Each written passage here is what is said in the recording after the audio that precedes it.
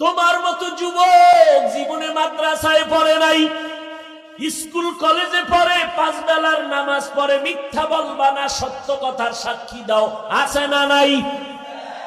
বালিশে মাথা লাগাইয়া যখন ঘুমাও নিজের বিবেকটাকে একটু প্রশ্ন করিও।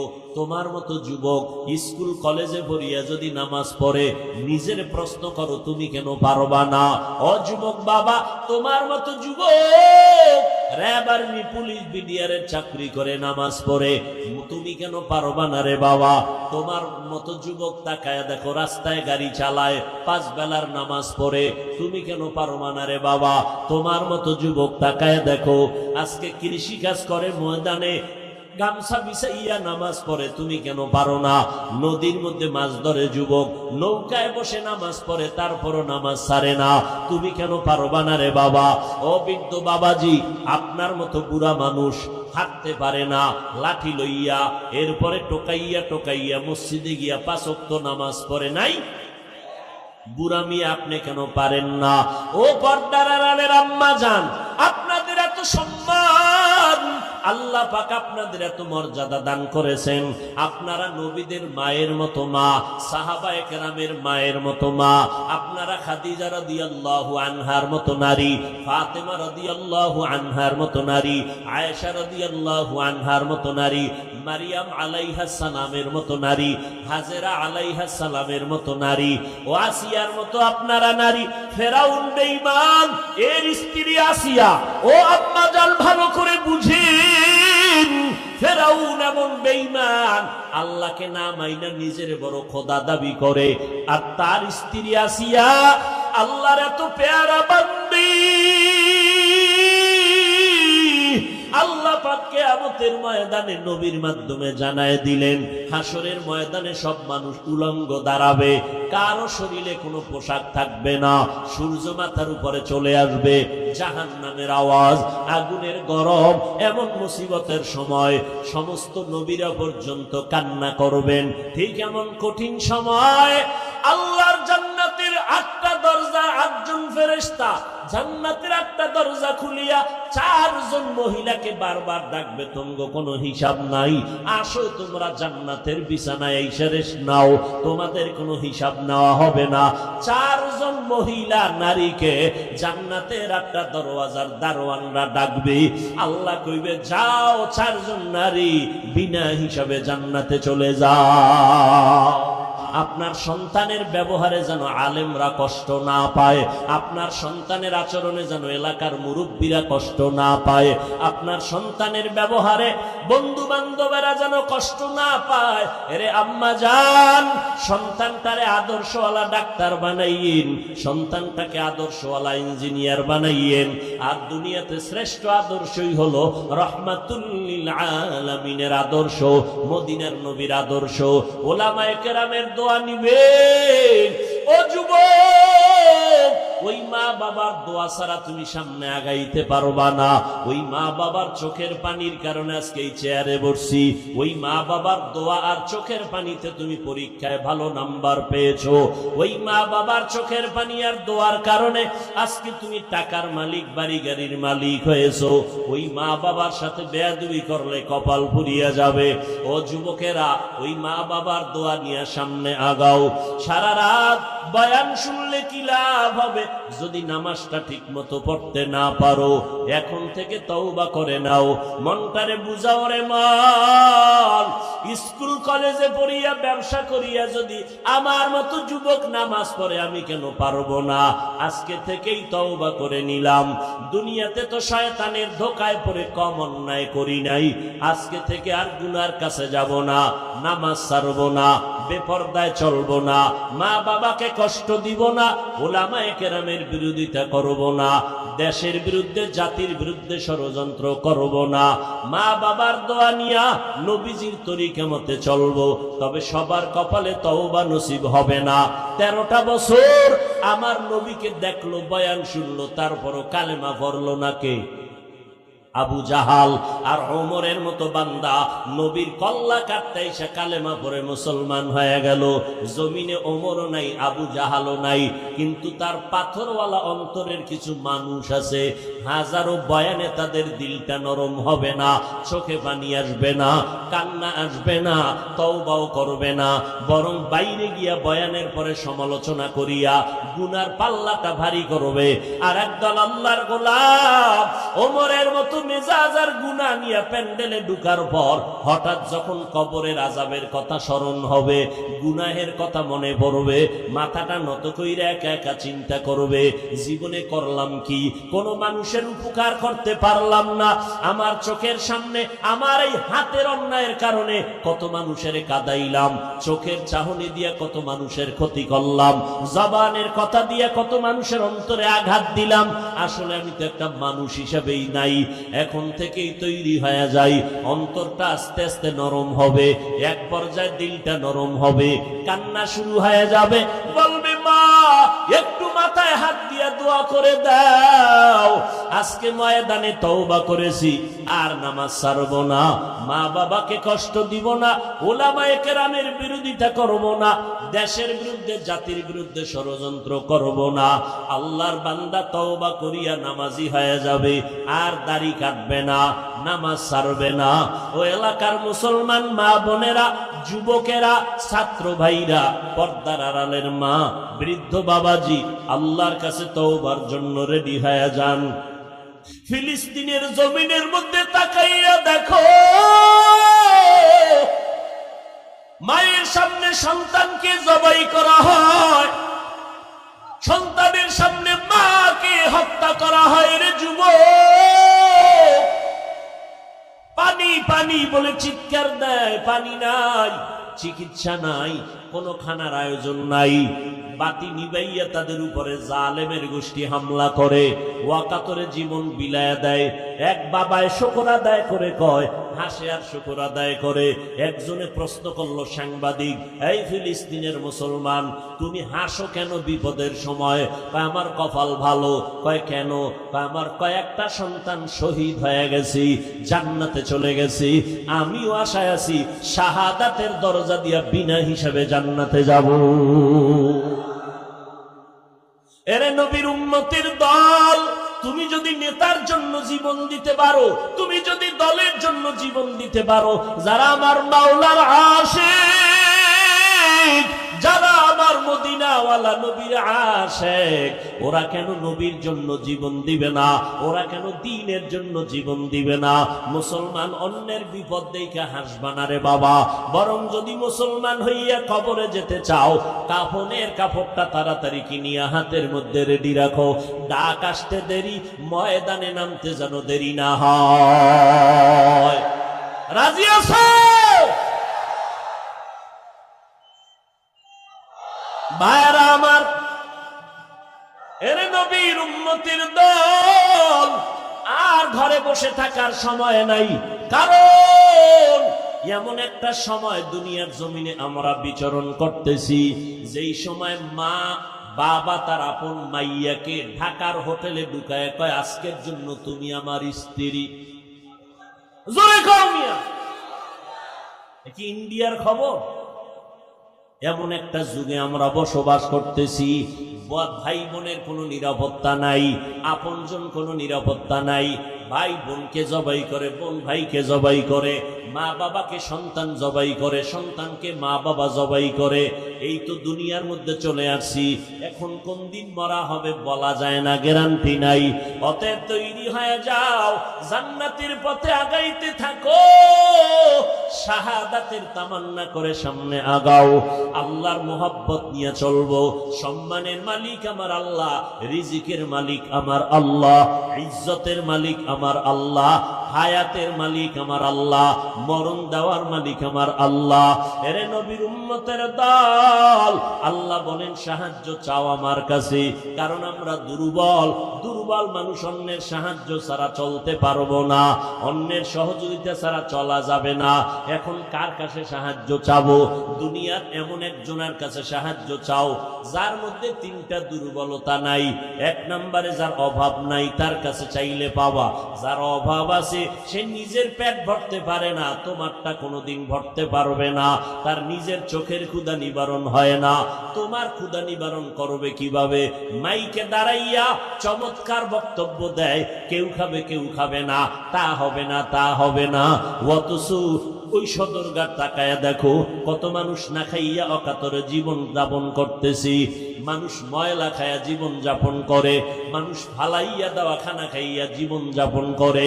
এরে নবীর উম্মতের দল, একমাত্র কারণ আল্লাহর মুহাব্বতের অভাব। এরে নবীর উম্মত, আল্লাহ পাক রব্বুল আলামিন বলেন তুমি বড় দুর্বল, সাহায্য এমন একজন থেকে নাও যার মধ্যে কোনো অভাব নাই। দুই নাম্বার, যার মধ্যে কোনো স্বার্থ নাই। দুনিয়াতে খুঁজা দেখবা ও আল্লাহর বান্দারা, এমন একজন মানুষ পাওয়া যাবে নি যার কোনো অভাব নাই। বলেন বলেন, আছে কেউ? বরং যে যত বড় টাকাওয়ালা তার অভাব তত বেশি, ঠিক নেই? গরিবের অভাব 100 টাকায় কমপ্লিট, বড় লোকের অভাব হলে লাখ টাকায় কোটি টাকায় সমাধান হয় না। ও ভাইজান, বড় লোক বড় অভাবী, বড় লোক বড় অভাবী। গরিব রাস্তা দিয়ে চলতেছি, রিক্সায় চলে, হঠাৎ রিক্সা নষ্ট, হেঁটে হেঁটে চলে যাবে, জামায় ময়লা লাগছে, নিজেরটা নিজে ধুইয়া নিল। বড় লোক হাঁটতেও পারে না, নিজের জামা ধুইতেও পারে না, খানার প্লেটটাও কাজের লোকের ধুইয়া দিতে হয়, বাথরুমটা কাজের লোকে পরিষ্কার করে দিতে হয়। আমি এভাবে বলি, সব গরিবেরা যদি বড় লোকের কাজ বন্ধ করে দেয়, বড় লোক অল্প দিনের মধ্যে পঙ্গু হয়ে যাবে। তাহলে অভাব ছাড়া কোনো মানুষ, পিসাব বুঝি অভাব নাই কি? আমার জানা মতে ফিরে গো অভাব বেশি, মুরিদেরটা খাইয়া বিশাল বড় ফ্যাট মোবারক, ঠিক নি? মুরিদেরটা খাইয়া অট্টালিকা বানায়, রাজপ্রাসাদ বানায়। এরে নবীর উম্মত, এক কথায় দুনিয়াতে এমন একজন মানুষ নাই যার কোনো অভাব নাই। দুই নাম্বার, এমন একজন মানুষ দেখো যার মধ্যে কোনো স্বার্থ নাই। দেখেন তো আসেনি? স্বার্থহীন কেউ আছে? এই যার কথায় তুমি দাড়ি কামাও, যার পাল্লায় বইরা নামাজ বাদ দিছো, তোমার কেমন বন্ধু জানো? স্বার্থে আঘাত লাগবে, মোবাইল বন্ধ, কি ঠিক নি? এই নি তোমার বন্ধু, তোমার জন্য কলিজা দিয়া দেয়, স্বার্থে আঘাত লাগলে মোবাইল শেষ, আর তারে বাড়ি সালাম দিয়াও ভাবা যায় না। মোবাইল বন্ধ, ঘরে বইয়া কয় আমি ঘরে নাই, দুনিয়াই নেই, অন্য জগতে গেছি গে। এই হলো দুনিয়ার বন্ধু, স্বার্থপর, অভাবী। যার অভাব নাই, টোটাল স্বার্থ নাই, একজন, তিনি হলেন কে? আরো জোরে বলেন, ইয়া আইয়ুহান নাস আনতুমুল ফুকারাউ ইলাল্লাহ ওয়াল্লাহু হুয়াল গানিয়্যুল হামিদ।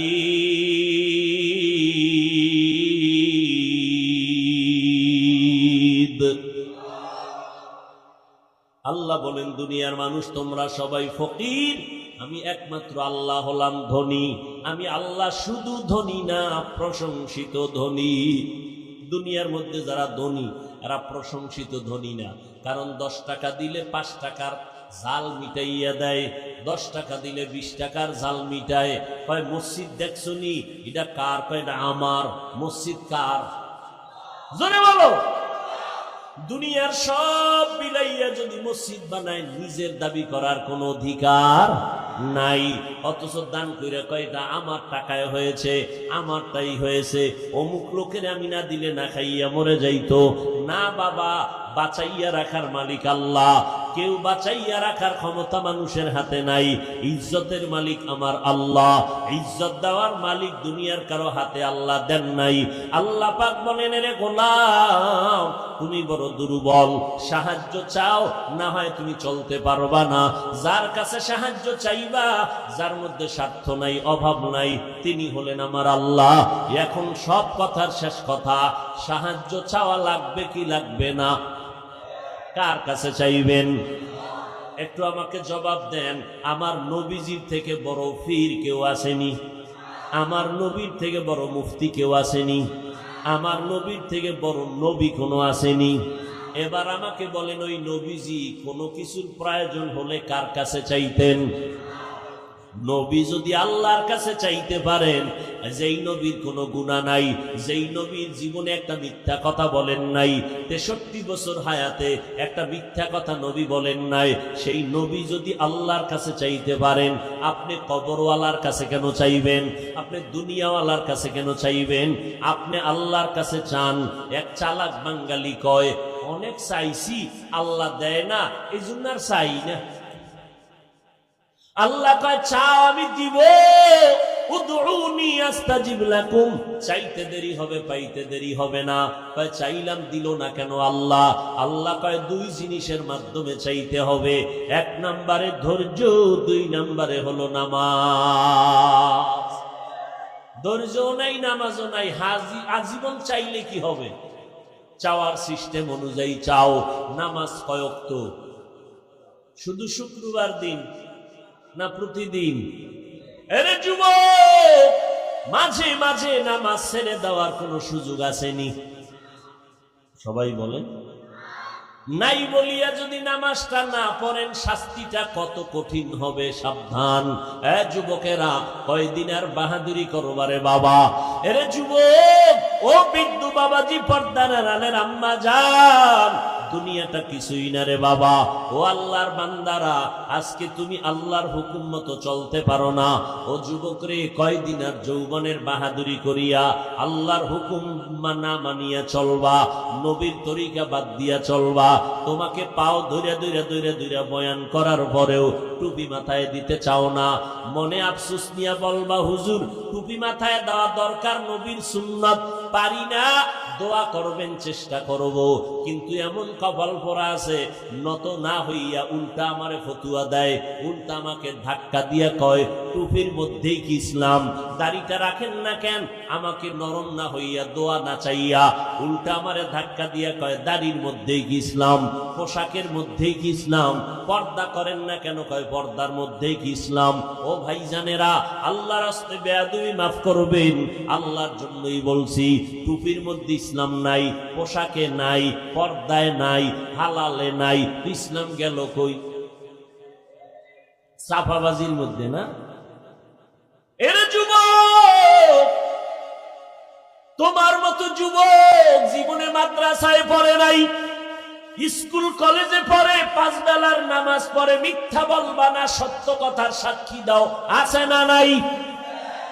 বালিশে মাথা লাগাইয়া যখন ঘুমাও, নিজের বিবেকটাকে একটু প্রশ্ন করিও।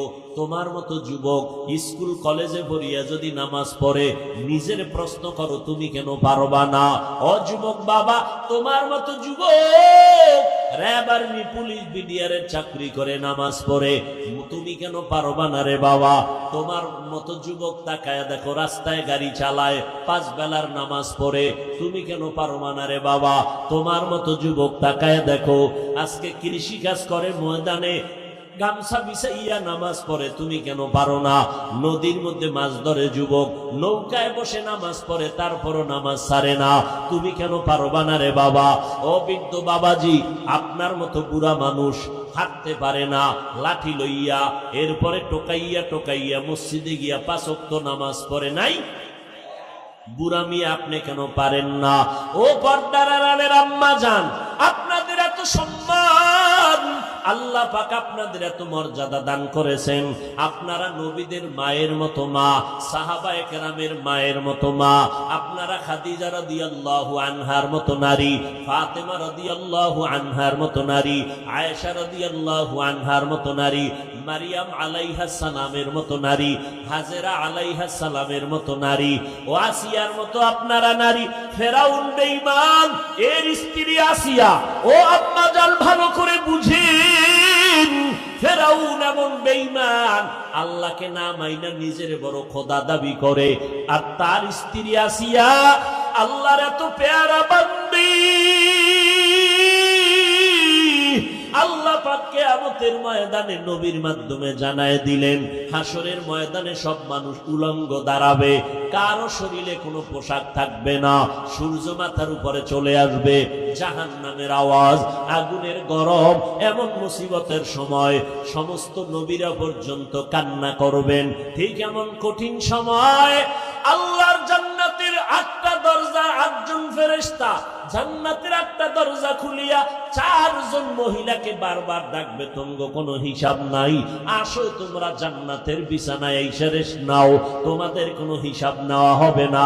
4জন মহিলা নারীকে জান্নাতের 8টা দরওয়াজার দারোয়ানরা ডাকবে। আল্লাহ কইবে, যাও 4জন নারী বিনা হিসাবে জান্নাতে চলে যাও। কয়জন? এরে আম্মা জানেরা, ওই 4জনের মধ্যে একজন ফেরাউনের বিবি আসিয়া বিনা হিসাবে জান্নাতে চলে যাবে। এরে আম্মা জান, এই দুনিয়াতে আপনাদের এত সম্মান কেন জানেননি?